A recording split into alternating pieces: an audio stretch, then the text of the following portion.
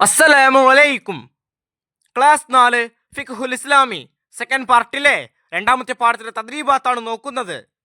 തദ്രീബാത്തെല്ലാം നോക്കുന്നതിന് മുമ്പ് കൂട്ടുകാർ ഈ പാഠം നല്ലവണ്ണം വായിച്ച് മനസ്സിലാക്കുക. തദ്രീബാത്തിൽ ഒന്നാമത്തെ പ്രവർത്തനം നുജീബ്. ഒന്നാമത്തെ ചോദ്യം, ഖദീജയും ഉമ്മയും ഏത് നിസ്കാരമാണ് നിർവഹിച്ചത്? ഉത്തരം, സുബ്ഹ് നിസ്കാരം. രണ്ടാമത്തെ ചോദ്യം, അബ്ആദ് സുന്നത്തുകൾ എത്ര? ഉത്തരം, അബ്ആദ് സുന്നത്തുകൾ 7 എണ്ണമുണ്ട്. 3. അബ്ആദ് സുന്നത്തുകളും ഹൈആത്ത് സുന്നത്തുകളും തമ്മിലുള്ള വ്യത്യാസം എന്ത്? ഉത്തരം, അബ്ആദ് സുന്നത്തുകൾ ഒഴിവായാൽ സഹ്വിന്റെ സുജൂദ് ചെയ്യൽ സുന്നത്താണ്. എന്നാൽ ഹൈആത്ത് സുന്നത്തുകൾ മറന്നാൽ സഹ്വിന്റെ സുജൂദില്ല. 4. കുനൂത്ത് ഓതേണ്ട സന്ദർഭങ്ങൾ ഏതെല്ലാം? ഉത്തരം, സുബ്ഹിലും റമദാൻ അവസാന പാതിയിലെ വിത്രിലും. 5. കുനൂത്ത് ഓതാൻ മറന്നാൽ എന്ത് ചെയ്യണം?